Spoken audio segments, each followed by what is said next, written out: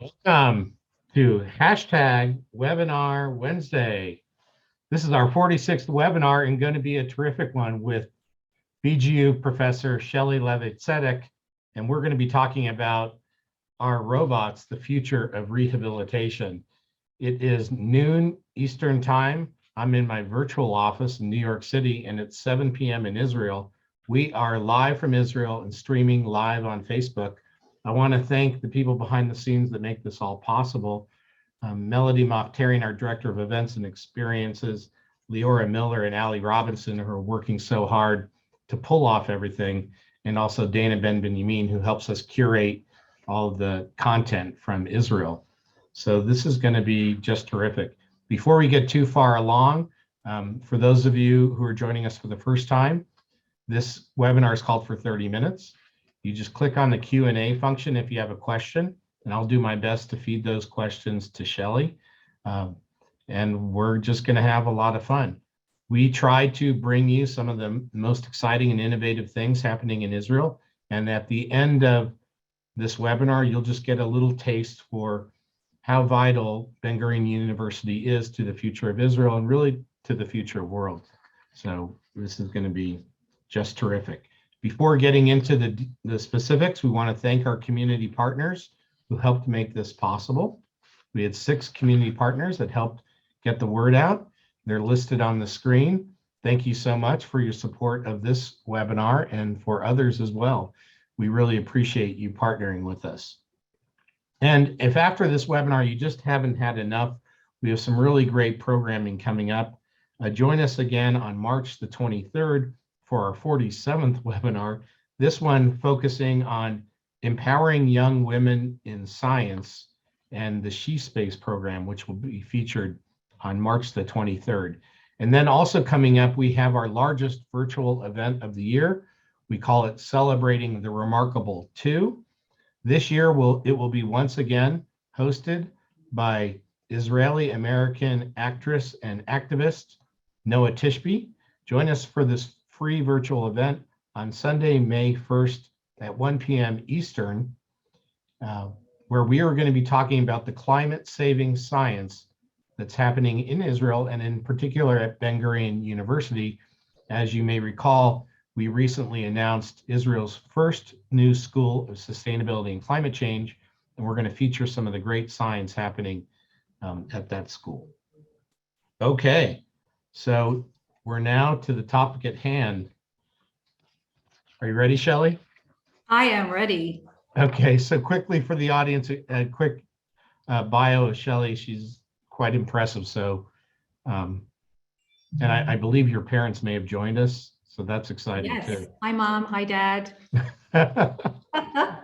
Okay, so Professor Shelly Levy-Tzedek joined the faculty of Ben-Gurion University of the Negev in 2014, and she currently is the head of the Cognitive Aging and Rehabilitation Laboratory at the university. She's also an associate professor at the Physical Therapy Department, a member of the Slutowski Center of Neuroscience, and of the ABC Robotics Initiative. ABC stands for Agricultural, Biological, and Cognitive Robots. In fact, we'll talk about this more later, but BGU may very well be the leading university in Israel in robotics, thanks to your work and the work of other brilliant minds at the university. Professor Levy-Tzedek's lab studies the effect of age and disease, in particular Parkinson's disease and stroke, on the control of body movement and how to best employ robotics to facilitate the rehabilitation process. She takes a multidisciplinary approach to her studies. The students on her team come from varied backgrounds, including physical therapy, engineering, and psychology. She also collaborates with scientists and faculty members from universities across Israel, in Canada, England, the United States, and Germany, who come from diverse fields such as industrial engineering, psychology, computer science, robotics, education, and philosophy. And I believe we're going to get to meet your very own social robot named Pepper in just a few minutes. Professor Levy-Tzedek completed her undergraduate studies at University of California, Berkeley, where she received a summa cum laude. We know your parents are proud of that. And she also won the Bioengineering Department Citation Medal and completed her MS and PhD at some not very well-known school called the Massachusetts Institute of Technology, MIT, in Boston. She received the Presidential Fellow there and the Howard Hughes Medical Institute Fellow in Biomedical Engineering Department. She did her postdoc work in Israel at Ben-Gurion University and the Hebrew University. Did I miss anything? It was all true, and it was nothing but the truth. So excellent. Thank you, Doug. That's just incredible. Okay, so for the audience, Shelly's going to talk a little bit about her work. And if you have a question, just click on the Q&A function. Toward the end of her talk, we'll then open it up to the audience and just have a conversation. Shelly. Great. Feel free to also ask questions as I go. If anything is not clear, I'm happy to stop and explain. So I'm going to go ahead and share my screen. Just a sec.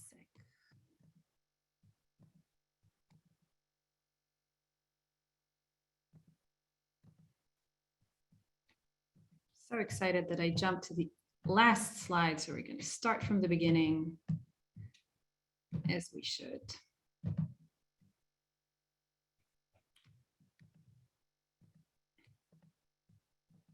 Here we are. Doug, can you see my screen all right? Perfect. Excellent. So I'm going to tell you about work that my team and I have been doing on how can socially assistive robots help people who've had a stroke in their rehabilitation process.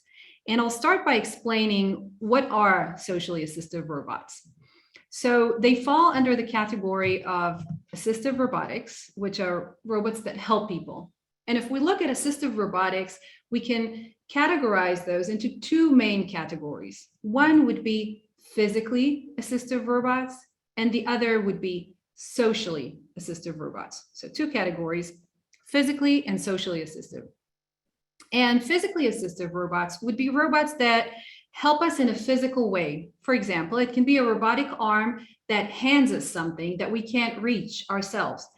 Someone who might be wheelchair bound and needs help with reaching a high shelf. This robotic arm, controlled by a joystick, can reach for the apple or the glass of water and hand it to this person. That's one example of a physically assistive robot.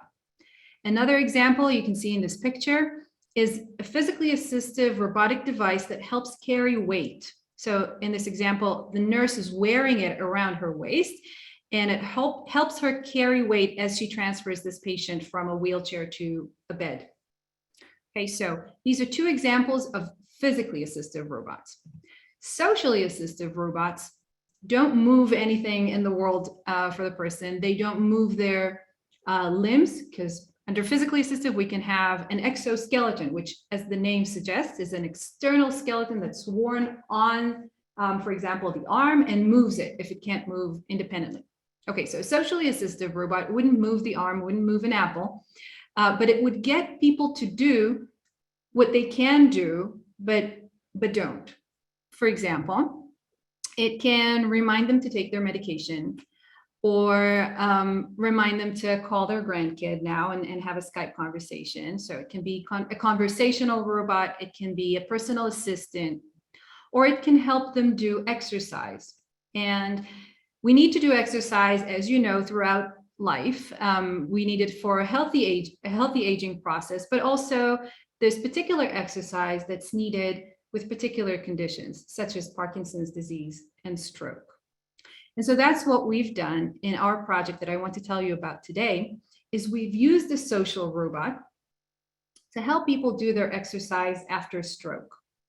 One thing you should know about stroke is that people who've had a stroke often lose the ability to perform everyday actions that used to be trivial before the stroke. Something like buttoning your own shirt, slicing bread, pouring yourself a glass of milk can become a task that you have to practice now thousands of times to be able to redo again. And so Most of us don't have a medical insurance that can afford thousands of hours of physical therapy. And so what happens is you spend a few hours in the physical therapy clinic, but then you have many more hours that you have to spend doing therapy on your own or doing these exercises on your own. And exercising on your own can be boring, frustrating. You might not know if you're doing it correctly. And so many people don't do it. We're looking at only, Doug, can you tell me, give me a guess, what is the percentage of compliance for doing physical therapy exercises? Throw a number. 30%. That's accurate. So about 30%, which means we have 70% lying on the floor, right? Yes, prizes will be given at the end of the talk. So we want to get those numbers up. We want to get people exercising more. And the idea of this robotic platform is to get people to exercise more and thereby improve the rehabilitation process, make it more efficient and faster. You actually have like longitudinal studies that show that people will do more rehabilitation with a robot than with a human therapist? Well, ours is the first study of its kind, and I'll show you the results here. And I'm happy to answer this question after I've told you what we've done. Great. And it's very important for me to note that we're not replacing a therapist. This is not to replace the work of a therapist. It's to augment it. It's to come in addition to working with a therapist. All right, so let me show you what this platform looks like. And these are healthy individuals that you see in this video. Okay, so we have Pepper, the robot, shown here on the right-hand side. And this is a humanoid robot. You might have seen it in the media already. It's an off-the-shelf robot that we repurposed for this, for the purpose of rehabilitation. And what Pepper does is he, in Hebrew, the word for a robot is male, so we refer to him as a he. So he shows the instructions to the individuals practicing and gives them feedback. In this example, you see that the instructions are how to organize a set of colored cups. So it was in a straight line at first and now in a circular fashion, right? And we use different levels of the exercise. So we start with just a few objects, usually 3, and then move up to 7 or 9 objects. We vary their spatial organization. So from one line to 3-dimensional organization. I'm going to pause for a second. And then their weight also changes. So you saw arranging cups, you saw hanging keys on a hanger, and now this is the kitchen setup. Okay, so we use actual kitchen items, which have different sizes, shapes, weights. Some have liquids in them, some have solids and so forth, and they have to arrange it as they would on a shelf in their kitchen. And there's also a cognitive element to it because the picture that appears on the robot's chest tablet disappears after a few seconds. So they have to remember where to place the items. And if you compare this kitchen setup, I'm going to pause for a second. If you compare the kitchen setup to the first setup that you saw, it's much more complicated, right? There are now 9 locations at 3 different heights. And important to note that we have sensors everywhere in this setup. The table is height adjustable and we have sensors on all the objects. So we know exactly where they were placed and we can give feedback. The robot can then give feedback on how well the individual performed the task. In this example, we have an escape room. We call it the escape room exercise set.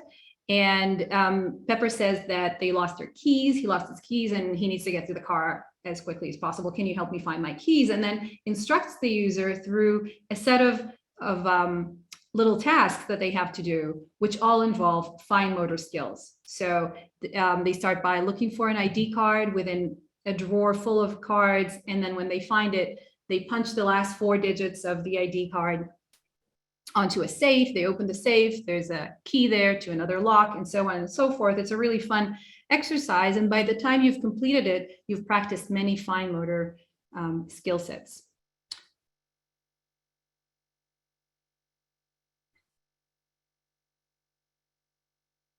This is an example of the blackjack setup.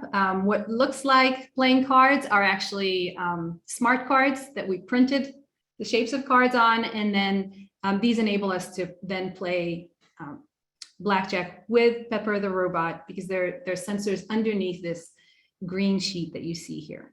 So you've seen in this video 5 of the exercise sets that we used. There are 2 more that didn't make it to this video, but we used them. And so this setup, we then placed in the clinic, a clinic in the south of Israel, which has stroke patients go in there for rehabilitation. And during the past 2 years, which, Doug, what was the biggest thing that happened over the past 2 years?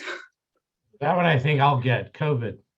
Oh, we had a pandemic. And despite that fact, during the pandemic, we were able to run this first of its kind experiment, a long-term experiment, which means the individuals after stroke don't meet Pepper for a single meeting, but rather for 15 sessions over a 5-week period, so 3 times a week, because this is the time frame that's relevant for rehabilitation. A one-off meeting wouldn't be sufficient. And so we had individuals after stroke practice with Pepper, like I said, over 15 sessions during a 5-week period. And we had actually 3 groups. So one group met with Pepper. Another group did exactly the same exercise sets over the 5-week period, but this time with a computer providing the instructions and the feedback. So the objects are the same, the platform is the same, but the entity that provides the instructions and the feedback, rather than being Pepper the robot, is a regular computer screen, because we wanted to test what is the importance of actually having the robot as part of this exercise set. Shelly, and then the third group. The picture you showed us before, are those the graduate students in your lab? So these are the students, not necessarily graduate. I also have amazing undergraduate students. And so it was a mix of graduate and undergraduates, students who built this system and then tested it in the clinic.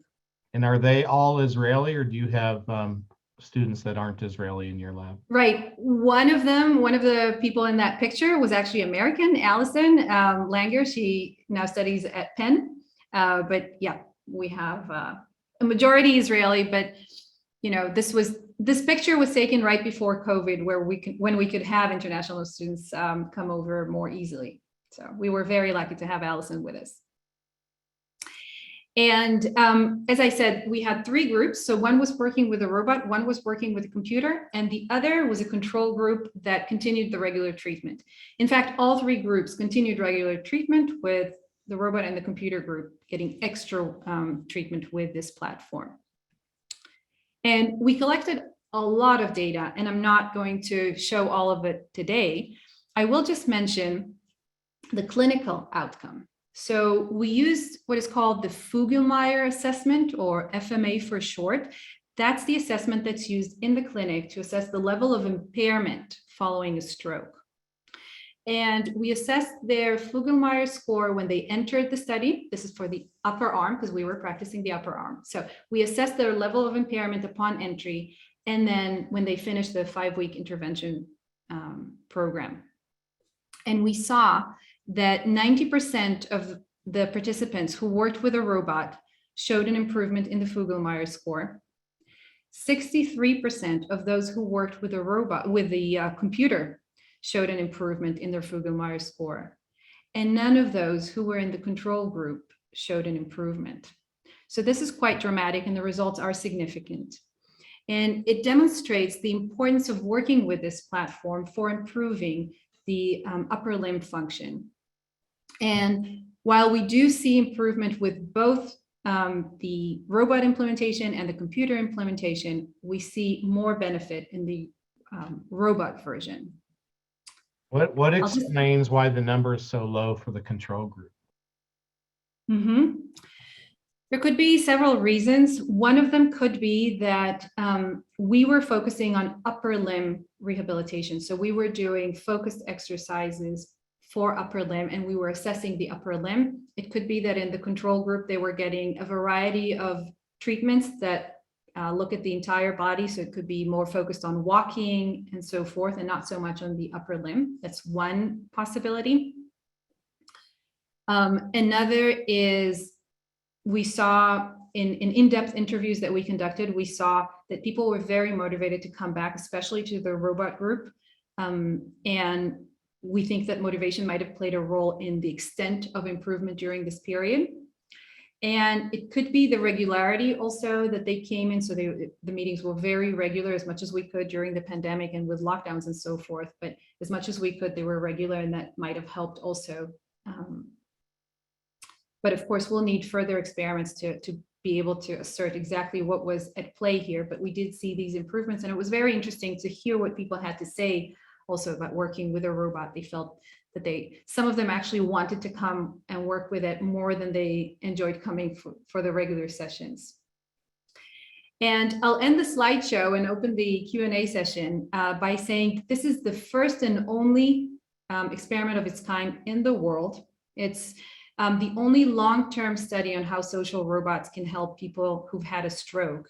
And we're very happy with the results showing that it brings tremendous benefit to these people. And we're hoping to expand it to other population groups as well. So I'll stop the share, and I'm happy to take any questions. Oh, you're on mute. That was terrific, Shelly. Thank you very much. Okay, for the audience, if you have a question for Professor Shelly Levy-Tzedek, just click on the Q&A function, and I'll do my best to feed those questions to Shelly. We already have one. You spoke about this a little bit. Aviva Morse is asking that the process seems wonderful as an augmentation to physical therapy. You mentioned that. For adults who already experience connecting with humans, it can be very positive. How will this process affect children and teens who are already raised with too much technology versus human interaction? She's concerned about, that we're already seeing a lack of communication skills among younger people. Yes. I hear you. I think this is a very valid concern, and one that we should certainly take into consideration when thinking what populations are best suited for robotic therapy. I'll expand the scope of the question even to say vulnerable populations in general. Should robots be used with them? If we're looking at someone who has dementia, we have to see when would it make sense and whether it would make sense to use robots with them, because the line between human and non-human might be blurred as robots are built to be more human-like. And is that blurring something that can be beneficial to the patient, or would it actually, in fact, be deceptive in some way, and should we avoid it? I don't do research in children, so I'll say my personal view, not as a researcher, but as a person. I would use robots only when there is no good alternative. Of course, we should always use robots only as a last alternative, and have connections with people is as a first option. I will say that if a kid is using a screen to study math, and they have the option now of using a robot, an interactive robot, to do the same math learning, so now it's a robot rather than a screen, then that can be a change for the good, actually, because it can get them more engaged. This segues us into another topic, which I'll briefly mention, and that is the novelty effect. The novelty effect is the effect that you feel when there's a new gadget. You get a new iPhone or a new, pepper mill for your kitchen, and it's cool because you press a button and the pepper comes out, right? So you're excited about this, and then a week later, you don't touch this gadget anymore because the novelty wore off. And that's a big question with robots, especially for rehabilitation. What happens when the novelty wears off? And this is why it was important for us to do this long-term study, because we showed that the novelty in the case of the robot didn't wear off. And going back to the question about children, that again, what do you attribute that to? Why the novelty doesn't wear off? So in our case, like I said, we had in-depth interviews and we asked them about this. And what we've been able to see is that there was a strong correlation between feeling that they actually had benefit from interacting with a robot and wanting to continue working with it. So because they went home and were able to now pour themselves a glass of milk, which they couldn't before, they wanted to come back and keep working on it. So I think it didn't wear off because it was actually beneficial. And it doesn't mean that novelty doesn't wear off in all contexts. So it has to be tested in each context again. And to close my long-winded answer here, I'll say with children, it should be tested, particularly for which children, in what context, to what extent. So it could be beneficial, but we should use it with caution. Thank you. We're getting two related questions, one from Richard Harwood and also from Ronald Scheinzeit, if I've pronounced that correctly. They're basically asking, when would Pepper or a robot like Pepper be commercially available? And what would it cost? How does somebody go about getting access to technology like this? Yeah, excellent questions. So Pepper itself is actually commercially available already. They actually just stopped manufacturing it recently, but the robot itself is available. We repurposed it for rehabilitation, and we built the entire platform around it, and that is not commercially available. It's a long process. We're hoping to get there. In terms of how much it would cost, right now, a fortune. What we were doing is we used the cutting edge technology, including a very nice looking robot and very expensive one. What we're doing now is we're creating another version. Now that we demonstrated that it's effective, we're creating a lower cost version to see, because we do want to get it out in clinics as much as possible, as early as possible, and to have it as low cost as possible. And so we're now using a $400 robot, and we're rebuilding this platform around that robot, and we'll want to test it then and see if it's as efficient, in which case it will be much more affordable when it goes to the market. Is there already a startup company, the next unicorn coming out of Israel, that's associated with your lab, or is that Not still yet, unfortunately, no. Okay. I think we might have a few people out there listening that want to do business with you. We're getting in a question from an anonymous attendee about ALS. Do you have any experience with robots and ALS? No, I'm afraid not, but that's an excellent point, and I'll make a note of it. Thank you. Okay, great. And Rachel Wilk is actually asking an interesting question. From your presentation, it felt almost like the robot is a little bit, has human qualities when giving a patient instructions versus a computer. So could you just comment on what we've learned about interacting with computers versus a robot, which also is kind of a computer? Right. So this has been very interesting, because going in, we thought it has human qualities. That's what we'll use. That will be its strong points. But in fact, we found rather the opposite. One of the things that people noted that they liked best about the robot is that it's not judgmental. They said, sometimes I feel better coming to the session with a robot rather than with a therapist, because I feel I'm not being judged about poorly performing the task. And I'm sure that their therapists are not judgmental, but in their heads, they were thinking, they're probably judging me for how I'm doing this task. And the robot is not judgmental. I'll even quote one of the participants who said, we asked them, how was it? And how did you feel about Pepper making errors? Because Pepper was making a lot of errors, to be honest. It would tell them that they didn't arrange the cups correctly when they did. And we asked him, how did you feel about these errors? And this man was saying, it's okay, I'm human, I make mistakes. He's human, he makes mistakes, right? And so people were, they had a mix of treating it like a human, but then also acknowledging and cherishing its non-human qualities in a good way. And we found that motivation to exercise was higher with a robot. And we found that there was no dropout rates. So the dropout rate was 0 for the robot, meaning nobody dropped out of this group. But we had a 20% dropout from the computer group, even though the exercise sets were identical, the instructions were identical, the feedback was identical. It was just how it was delivered.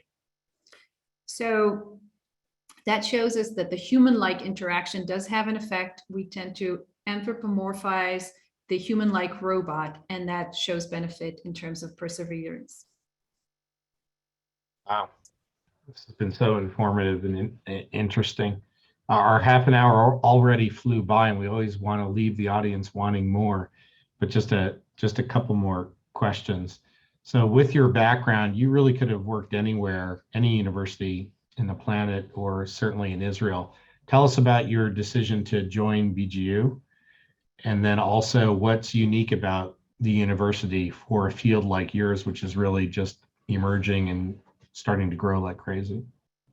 Right. So BGU has the ABC Robotics Initiative, which you mentioned at the outset. And the ABC Robotics Initiative brings together researchers from different faculties working on quite different robotics projects, but we come together for joint seminars and we collaborate, and we have, when there's not a pandemic going on, we have researchers from around the world come and meet with us, and we create new connections and collaborations. And so it's really a hub for studying robotics in Israel. And it has been a major determinant in my decision to come to BGU and study robotics in this context, because there's a lot of power in having colleagues that work on related topics, and we can share ideas and exchange them. Has been really, and there's funding, I should say, that ABC also provides funding for collaborations within the university and then outside of it as well. And if there was a donor that's listening that wanted to support your work, tell us about what some of the needs are in your lab to do your work even better. It would be wonderful to be able to set up a center for researching how socially assistive robots can help a variety of populations, and have then staff scientists that can dedicate themselves to this topic and then keep expanding the scope of the populations that can then benefit from it, be it in healthy aging or dementia, people with Parkinson's, with stroke, so forth, and then other populations as well, people who suffer from chronic pain, children, and so forth. And of course, that requires infrastructure and then personnel and equipment. So the whole gamut. Great. I wanted to close the program on that, but we just got a couple of great questions. So if you have time, I'm just going to throw a couple more at you. Yeah, go ahead. So Penny Cohn's asking about studies done with people that have MS, specifically drop foot and balance. Any work with robots in that area? So that would be more physically assistive robots. I know that there have been works with physically assistive robots for drop foot, mostly in the context of stroke, but I'm sure it would apply to MS as well. And then I'll say that we're focusing on upper arm, upper limb movement, especially, not so much on the lower limb, even though it's very important because of safety issues. So if we want the person to be able to work with a robot alone and not in the presence of a therapist, then it can be dangerous to have them practice walking with a robot. So we prefer to have them sit down and then they do exercise with their arms. Marcel Weiner, might be Weiner, is that he's going to get the last question. So it's about Alzheimer and robots that have some AI assist. Is there work in that field as well? So the most well-known work on Alzheimer's and socially assistive robots actually doesn't use AI, but rather a furry robot that looks like a baby seal. And it turns out that people with Alzheimer's who've been exposed to this robot for even just half an hour a day over a period of several weeks are less irritable, need to take less medications, and are just generally in a better mood overall. So that has been one of the most cited studies in people with Alzheimer's, is having a social robot that serves as a companion. Thank you. So once again, thank you to the audience for joining us and for all the questions. And thank you, Shelly, to Professor Levy-Tzedek for joining us from Israel. And don't forget, audience, if you're looking for more, we've got great more programming coming up. And don't forget to mark your calendars for May the 1st, Sunday, May the 1st at 1 p.m. Eastern, where we will have our big virtual event celebrating the Remarkable 2, the sequel to last year's Celebrating the Remarkable, where Dr. Ruth K. Westheimer received an honorary doctorate. This year, we will be focusing on the incredible climate-saving science coming out of Ben-Gurion University of the Negev. So please join us for that program. And also please contact us to get involved in however you would like. You can go to our website, americansforbgu.org, and find out all kinds of information about us. One of our goals is to be the best partnering organization in the Jewish world. So please contact your local synagogue, your church, your JCC, your federation. We want to provide programming where our content fits inside the pro-Israel work of your favorite organization. David Ben-Gurion, the founder, first prime minister, and namesake of our university, once said, and others said something similar, it's really not good enough to be up to date. You have to be up to tomorrow. And I think that Professor Shelly Levy-Tzedek is a great example of that foresight and vision and work. And clearly, Shelly, the world's going to be an increasingly better place because of your laboratory and the work you're doing. So just thank you very much. Thank you so much. Okay, we hope your parents really enjoyed this. Everybody stay safe and healthy, and we'll see you soon. Bye-bye, Doug. It was a pleasure to be with you all. Bye-bye.